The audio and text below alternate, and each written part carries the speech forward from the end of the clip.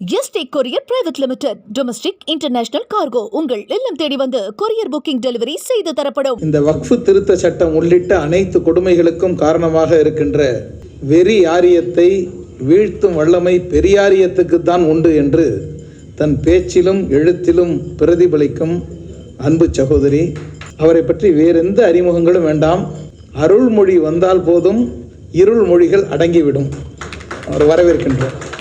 Save வக்ஃப் save constitution என்கிற ஒரு காலத்தின் தேவையான தலைப்பில் இந்த வட்டமேசை கருத்தரங்கை ஏற்பாடு செய்து எங்களையெல்லாம் இங்கு வரவழைத்த அருமை சகோதரி ஃபாத்திமா முஷாஃபர் அவர்களுக்கும், மிக அழகான ஒரு இணைப்புரை வழங்கி கொண்டே இருக்கின்ற சிறந்த ஒரு இணைப்பாளராக, இந்த மாஸ்டர் ஆஃப் செரிமனின்னா அதுதான் சரியான பொருள் என்று இந்த நிகழ்வை சுறுசுறுப்பாக நடத்தி கொண்டிருக்கின்ற அருமை பேராசிரியர் ஹாஜாக்கனி அவர்களுக்கும், இங்கு உரையாற்றி அமர்ந்திருக்கக்கூடிய அருமை தோழர் விஜயசங்கர் அவர்கள், விடைபெற்று சென்ற நாடாளுமன்ற உறுப்பினர் வழக்கறிஞர் வில்சன் அவர்கள், ஒரு 10 நிமிடத்தில் ஆங்கிலத்தில் அந்த தேநீர் கோப்பையில் புயல் அப்படின்னு சொல்லுவாங்க, storm in the cup of tea அப்படின்னு, அப்படி 10 நிமிடத்தில் இந்த நாட்டினுடைய அரசியலை நமக்கு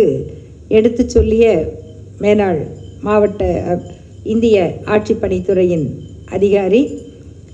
அவருடைய தமிழ் தனித்தமிழ், அது கேட்கவே அவ்வளவு இனிமையாக இருக்கும். சிறந்த ஒரு பொழிவாளர் அப்படின்னு சொல்லணும் என்றால் அவரைத்தான் சொல்ல வேண்டும், பாலச்சந்தர் ஐஏஎஸ் அவர்கள். அருமை சகோதரி, சட்டத்துறையிலும் அது இப்படிப்பட்ட ஒரு இடத்தில் பெண் பொறுப்பேற்பது என்பது மிக குறைவு என்கிற ஒரு சூழலில் அருமையான ஒரு வாய்ப்பை பெற்ற சகோதரி ரஹ்மத்துனிசா அவர்களுக்கும், இறுதியாக இங்கு உரையாற்றவிருக்கின்ற நீதி என்பது மக்களின் பால் செலுத்தப்பட வேண்டியது, மக்கள் மீது அன்போடு செய்ய வேண்டியது என்கிற நீதி பரிபாலனம் என்பதற்கு இலக்கணமாக அமைந்தவர்கள் ஒருவரான நீதியரசர் திரு ஹரி பரந்தாமன் அவர்களுக்கும், வருகை தந்திருக்கக்கூடிய தோழர்கள் அனைவருக்கும் என்னுடைய அன்பான வணக்கம். நாம் இங்கு வக்ஃப் சட்டத்தினுடைய அதனுடைய பிரிவுகள், அதில் என்னவெல்லாம் மாற்றப்பட்டிருக்கின்றன, அது எந்த நோக்கத்தோடு செயல்படுத்தப்படுகிறது, இவற்றை நன்கு அறிந்தவர்கள் இங்கு கூடியிருக்கிறீர்கள். இதனை நாங்கள் பொதுமக்களிடத்தில் விளக்கும் பொழுது இந்த இரண்டுக்குமான பிரச்சனை என்ன என்பதை அவர்களுக்கு சொல்லும் பொழுதுதான் அவங்க மிக வியப்பாக கேட்கிறார்கள். அதை உங்களுக்கு சொல்ல வேண்டிய நிலையில் நீங்கள் இல்லை. ஆனால் இன்று இதனுடைய பின்னணியில் இருப்பது, எனக்கு ஒரு நல்ல தலைப்பு ஒன்றை கொடுத்திருக்கிறார்கள். இது கண்காணிப்பு கருவியாக பயன்படுத்தப்பட இருக்கிறதா? கண்காணிப்பு, சர்வைலன்ஸ், இது கண்காணிப்பு கருவியான அதுவும் தான். அவர்களுடைய நோக்கம் என்பது கிட்டத்தட்ட 1 நூற்றாண்டு காலமாக திட்டமிடப்பட்டிருக்கிறது. அதில் இதுவும் ஒன்று. இன்னும் அவர்களுடைய திட்டங்களில் நாம் அறிந்தவை குறைவு. திரு ஏஜி நூரானி அவர்களுடைய அந்த நூலை படிக்கும் போதே நமக்கு அச்சமாக இருக்கும். இப்படிப்பட்ட சதிகாரர்களுக்கு நடுவில் நாம் என்ன செய்ய போகிறோம் என்கிற ஒரு தடுமாற்றத்தை ஏற்படுத்தக்கூடியது. அதை அப்படி ஒரு ஆய்வோடு தமிழில் கொடுத்தவர் நம்முடைய நண்பர் விஜயசங்கர் அவர்கள். அது எவ்வளவு பெரிய வேலை! ஏன்னா அதனுடைய நுட்பம், அவர்களுடைய வேலை அப்படிப்பட்டது, அவர்களுடைய திட்டம் அப்படிப்பட்டது. இதை நாம் புரிந்து கொள்வதற்கே கொஞ்சம் காலம் ஆகிறது. ஆனால் இப்பொழுதாவது அதை எதிர்த்து நிற்கக்கூடிய இடத்திற்கு நாம் வந்து கொண்டிருக்கிறோம். அதில் இந்த நுட்பங்களை புரிந்து கொள்ள வேண்டிய சூழல். இன்னைக்கு அது என்ன இடத்தை நோக்கி நம்மை நகர்த்துகிறது? அதாவது நீதித்துறையிலிருந்து வரோம். அர்னாப் கோஸ்வாமிக்கு பெயில் கிடைக்குது, தப்பு இல்லை. ஏன்னா பெயில் என்பது கைது செய்யப்படுகிறவருடைய உரிமை. ஆனால் ஸ்டேன் சுவாமிக்கு ஒரு ஸ்ட்ரா வைத்த டம்ளர் கூட கிடைக்கல ஜெயிலில்.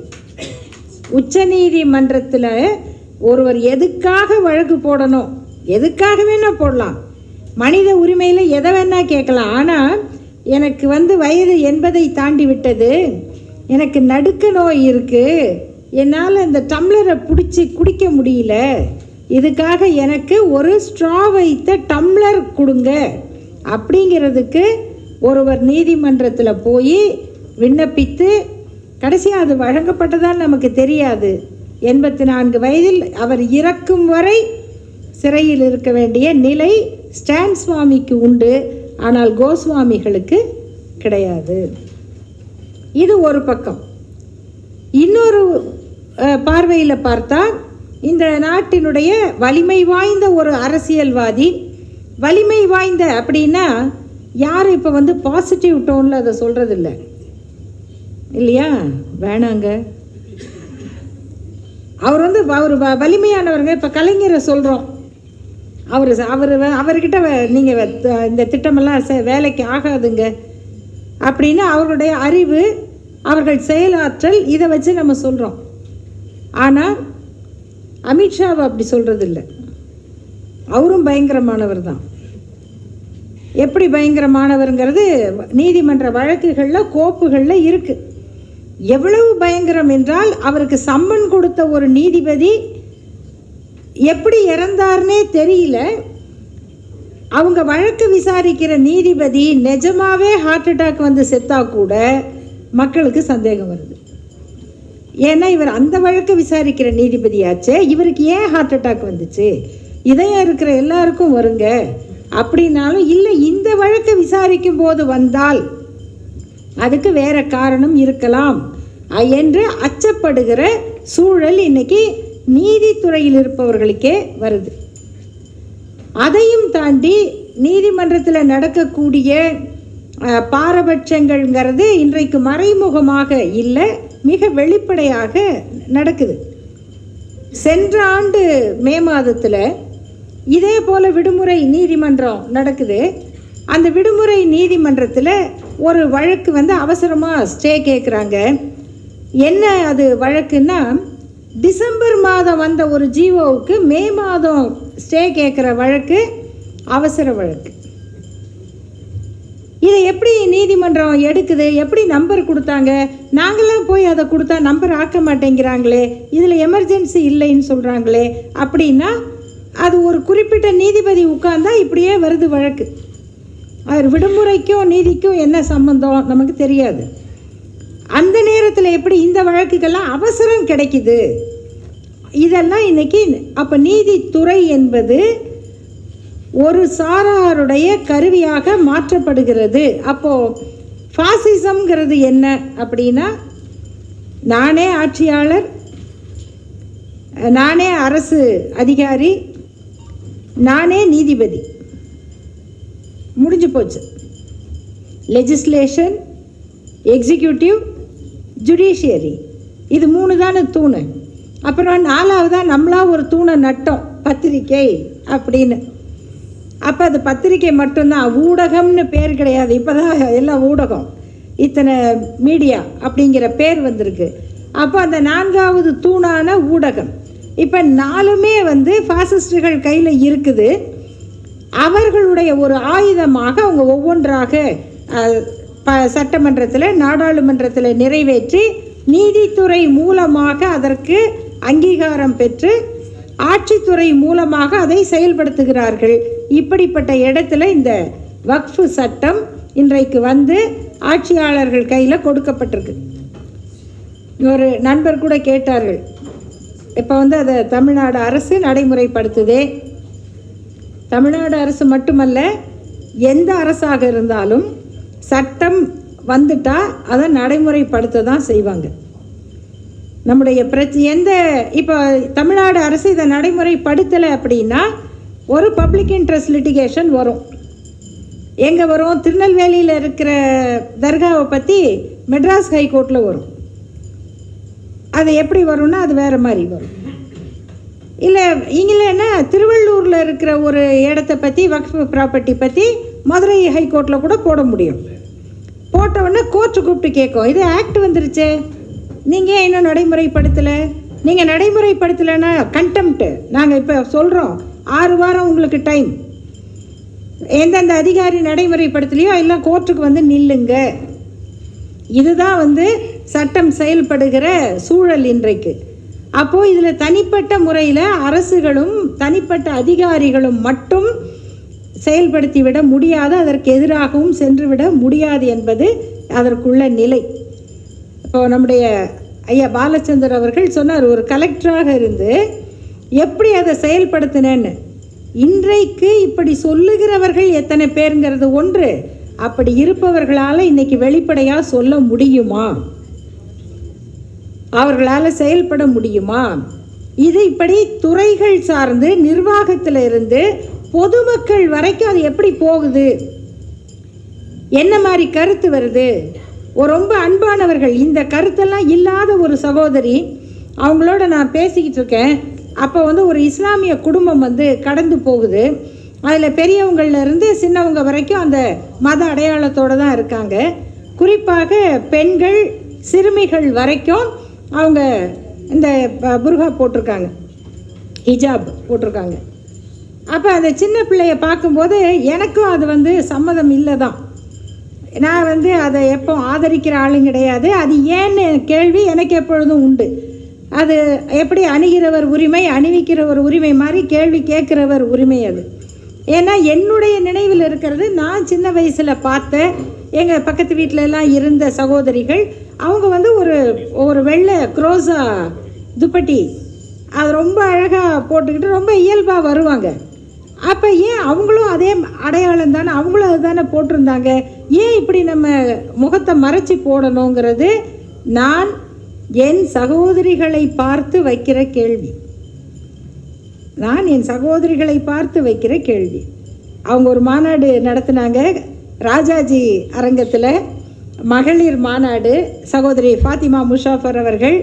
அப்போ நான் சொன்னேன் அவங்களுக்கு, அவங்க கூடியிருந்த பெண்களுக்கு, சகோதரிகளே, இஸ்லாமிய பெண் அப்படின்னா பிரியாணி, மருதாணி இந்த மாதிரி அடையாளத்தை வைக்காதீங்க. அதெல்லாம் அழகியல் இருக்கலாம், ஆனால் அதை தாண்டி அறிவு, கல்வி, துணிவு இங்கே வந்துட்டீங்க, அதை நோக்கி வாங்க என்பது எனக்கும் என் சகோதரிகளுக்குமான உரையாடல். ஆனால் அவங்க போடுற அந்த உடை எனக்கு எரிச்சலை கொடுக்கக்கூடாது. இது என்னது?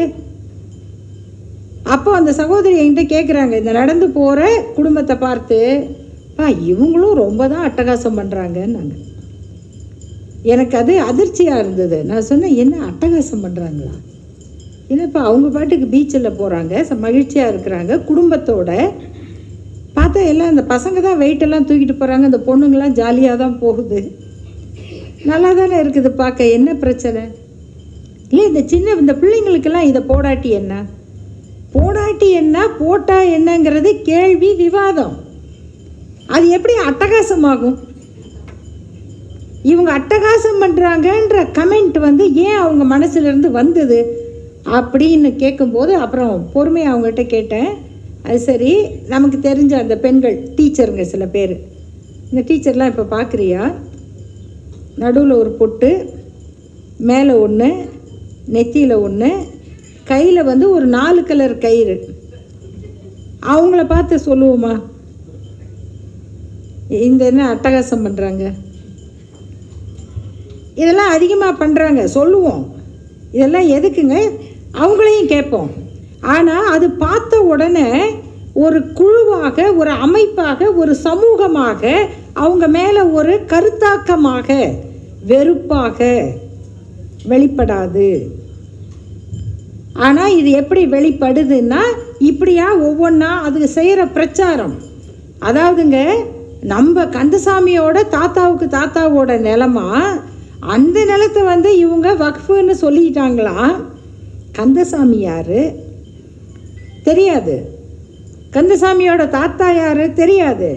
இது வக்ஃபு நிலம்ங்கிறதுக்கு ரெக்கார்டு இருக்குதானா? அவங்கக்கிட்ட ரெக்கார்டு இருக்குது, வக்ஃபு போர்டில் ரெக்கார்டு இருக்குது. ஆனால் இது கொடுக்கப்பட்ட டாக்குமெண்ட்டு இல்லை, கிஃப்ட் டீடு இல்லை. அப்போ கிஃப்ட் டீடு இல்லைன்னா அது எங்கள் நிலம் அப்படின்னு ஒருத்தர் சொல்கிறாரு, அவர்கிட்டையும் டாக்குமெண்ட் இல்லை.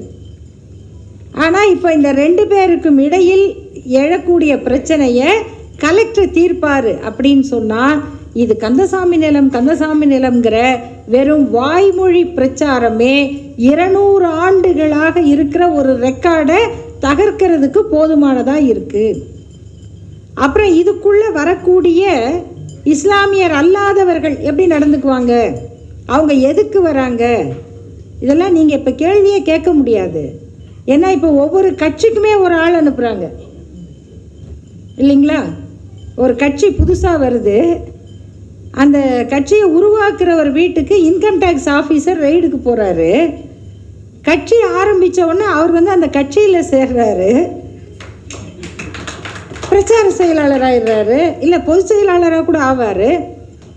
இவர் யார், எங்கே இருந்தார், எதுக்கு இந்த கட்சிக்கு வந்தார், அந்த கட்சியை ஆடிட் பண்ண வந்திருக்காரா, சர்வைலன்ஸ்க்கு வந்திருக்காரா, யாரை வேணா பாருங்க. இதற்கு முன்னால் ஒரு உச்ச நட்சத்திரம் கட்சி தொடங்க போகிறாரு அப்படின்னு சொன்னாங்க. இந்த வரும் ஆனால் வராது. அதுக்கு உதாரணமாக திடீர்னு அவர் கட்சியை அறிவிக்க போகிறாருன்னு உடனே அவர் பக்கத்தில் ஒருத்தர் நிற்கிறாரு. அவர் யார் தெரியாது. அவ்வளவு நாள் அவருடைய நிழல் மாதிரியே ஒரு ரசிகர் மன்ற தலைவர் இருந்தார். உங்களை அந்த பேரெல்லாம் ஞாபகம் இருக்கும். அப்போ அந்த ரசிகர் மன்ற தலைவராக இருந்து கூடவே இருந்தவர் தானே அடுத்த வருவார் கூட. அவர் இல்லை, சம்பந்தமே இல்லாமல் ஒரு அர்ஜுனரோ அவருக்கு அண்ணனோ துரோணரோ யாரோ நிற்கிறாங்க. யார் இவங்கெல்லாம்? இந்த கட்சிக்கு இவங்க எங்கேருந்து வந்தாங்க? நீங்கள் எல்லா கட்சியிலையும் பாருங்கள், பாமக பார்த்தா அதில் ஒரு பெண்மணி இருப்பாங்க, அவங்க அந்த கட்சிக்கு சம்மந்தம் இல்லாதவங்க. இன்னொருல ஒரு ஆண் இருப்பார், யாரோ நான் பேருக்கு சொல்கிறேங்க. இப்படியாக எல்லா இடத்துக்குள்ளேயும் அவங்களுடைய ஆட்களை வைக்கும்போது இப்படிப்பட்ட ஒரு அமைப்பு அது தன்னாட்சி மிக்க ஒரு அமைப்பு.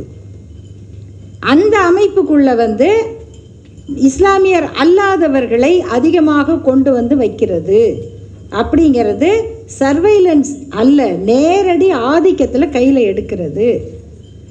அப்போ அவங்க தான் திட்டம் போடுவாங்க. இது மதரசாவா, இது நடக்குதா? ஒன்றும் இல்லை. இப்போ மதரசாவில் நீங்கள் என்னென்ன கல்வி சொல்லி கொடுக்குறீங்கன்னு எனக்கு தெரியாது. தயவுசெய்து அது கூட +2 குவாலிஃபிகேஷனுக்கான பாடத்திட்டங்களையும் படிக்க வைங்க.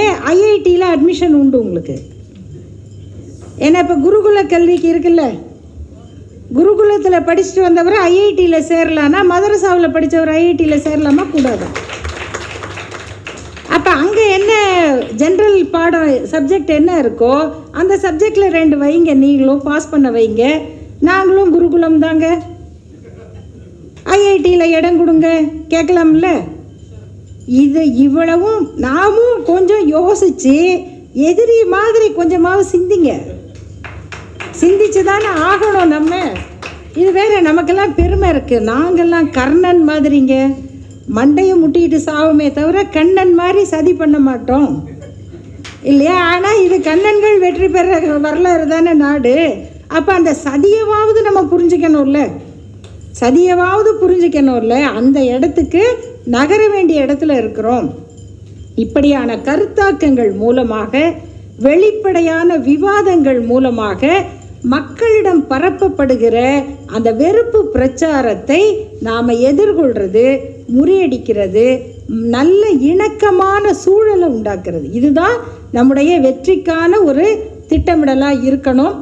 சில ஆண்டுகளுக்கு முன்னால் சில நண்பர்கள் கேட்டாங்க, இந்த மூட நம்பிக்கை ஒழிப்புன்னு ஒரு முயற்சி நடந்தது இல்லையா, ஷிர்க் ஒழிப்பு மாநாடு அப்படின்னு நீங்கள் பேசணும்னு என்னை கேட்டாங்க. நான் பேசுகிறத நீங்கள் தாங்குவீங்களான்னு எனக்கு தெரியாது, என்ன எப்படிங்க கேட்குறீங்கன்னு கேட்டேன். அப்போ அவர் சொன்னார், இல்லை இதில் என்னென்னதெல்லாம் நாங்கள் ஏற்றுக்காதது, இதெல்லாம் மூட நம்பிக்கை, அது தர்கா வழிபாடு, இதெல்லாம் சொன்னார். நான் சொன்னேன், இல்லை நான் அதுக்கு வரல, நான் வராது உங்களுக்கு நல்லதுன்னு.